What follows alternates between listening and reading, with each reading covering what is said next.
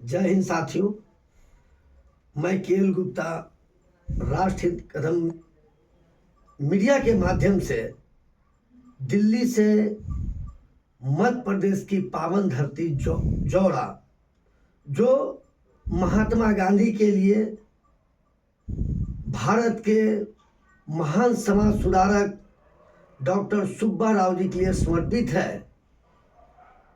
आज वहाँ पर डॉक्टर सुब्बा राव जी, जिन्हें भाई साहब के नाम से पूरे विश्व में जाना जाता है, उनकी अवतरण दिवस के पावन अवसर पर दिल्ली से हम लोग उपस्थित हैं।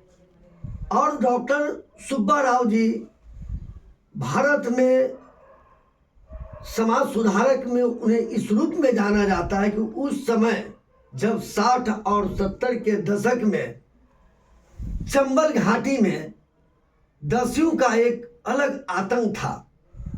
आतंक का पर्याय बन चुका था, जहां पर लोग कहानी पढ़ने पर लोगों की हालत खराब हो जाती थी। इतना आतंक फैला था।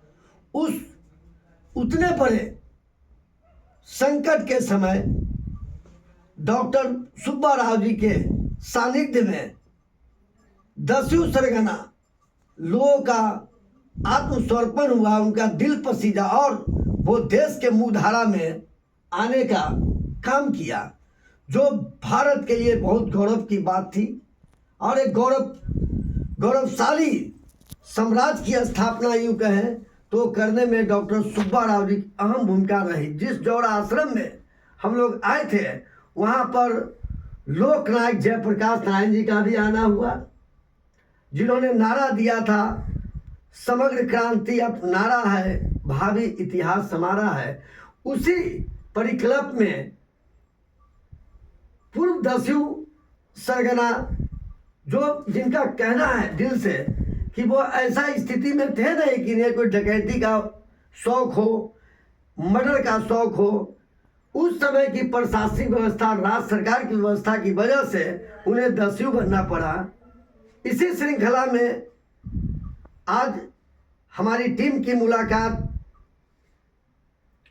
श्री उमेश सिंह जी से हुई, जो पूर्व दस्यु सरगना है। आज उनसे हम रूबरू हो रहे हैं और उनसे मैं थोड़ा जवाब सवाल, उस समय की अनुभूति का सार पता करेंगे। तो उमेश सिंह जी, आपका बहुत बहुत स्वागत, अभिनंदन है राष्ट्रहित कदम में, जो पत्रकारिता जगत से हम लोग हैं। आपने इतना संघर्ष का दौर देखा और आपके फेस देख करके, आपकी पर्सनालिटी देख कर आज के डेट में, आज के समय आप बड़ा सुखद अनुभव कर रहे हैं। तो उस समय की स्थिति को आप अपने ही शब्दों में बयान करें श्री उमेश सिंह जी। उस समय की स्थिति तो इतनी खराब थी कि हमको कुछ राजनीतिक कारणों के कारण या पारस्परिक व्यवहारों के कारण बागी बनना पड़ा। बड़ा संकट था। क्या ऐसी क्या स्थिति थी जिसे आपको बंदूक उठाना पड़ा? ऐसी कौन सी स्थिति क्रिएट हुआ? किसका मुख्य रूप से कौन सा कारण रहा जिस वजह से आप इतना बड़ा काम किया उस समय में? समाज में आप एक सामाजिक प्राणी होने के नाते ऐसी कौन सी स्थिति बन गई, थोड़ा वो हमें बतलाएं। हम तो बिल्कुल सीधे साधे और ईमानदार आदमी थे सब। हमारे बाबा स्टेट टाइम में थानेदार थे। जी जी। और वो थाना गांव में ही था जी। वो तो अपनी उम्र के अनुसार चल बसे। हमारे पिताजी रह गए। पिताजी के सामने, बाबा के सामने हम छोटे छोटे थे। लोग हमको बड़ी बुरी नज़र से देखने लगे कि इनके बाबा ने हमको बंद किया था। अच्छा, तो बदले की भावना थी। बदले की भावना थी। आप एक ऊंचे कुल खानदान से ताल्लुकात रखते थे। हाँ। लेकिन एक उस समय के वरदान अभिशाप में बदला, जब वो पुलिस की नौकरी से रिटायर हुए। हाँ। तो अब उन लोगों के समय का बदला लोगों ने लेने के लिए तरह तरह के लाठें लगाना शुरू किया, उन्होंने अत्याचार किया। हाँ। ये सबसे बड़ी वजह थी। ये सबसे बड़ी वजह ये थी। उसके बाद आप प्रशासनिक दाव पे फंसते गए। हाँ। अंतों अथवा मजबूर होकर के बंदूक उठाना पड़ा। उसमें कितने अंतराल तक आपने काम किया? उस कालक्रम में कितने समय तक आप दस्यु में अपना नाम अंकित रखा। करीबन 15 साल तक, 15-16 साल तक हम चलते रहे ऐसे ही। 15-16 साल में आपके द्वारा क्या क्या काम हुआ?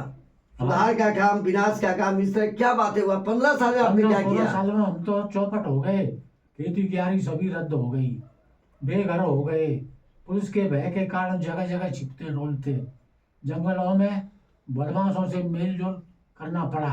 अच्छा अच्छा, भय के वातावरण में, भय के वातावरण माने वो आपसे दूसरा डरता था, समाज के लोग, पब्लिक डरते थे आपसे, हाँ। और आप डरे हुए थे पब्लिक और पुलिस से, और उस बीच में कोई काम नहीं हो पाया। कुछ नहीं।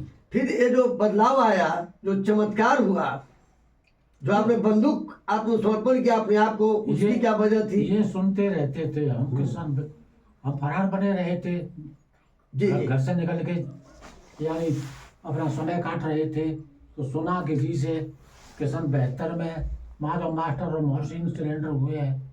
लोग कहते थे, उनसे मुलाकात आपको हुई? क्योंकि मोहन सिंह जी का, इन लोग का तो बड़ा भी भारत में, पूरे भारतवर्ष में इनका नाम पहला था। हाँ, उसमें नोबेल में उपन्यास में इन लोगों की कहानियां आती थी। सबसे मिले जी, जुले जी। कि भाई हम कैसे, तुम सिलेंडर हो गए, ये इनसे मिले तो कि तुम सिलेंडर हो जाओ, भाई जोरा आश्रम पर जाइए तो बड़ा भाई से मिलिए, उन्होंने हमको समर्पण कराया था।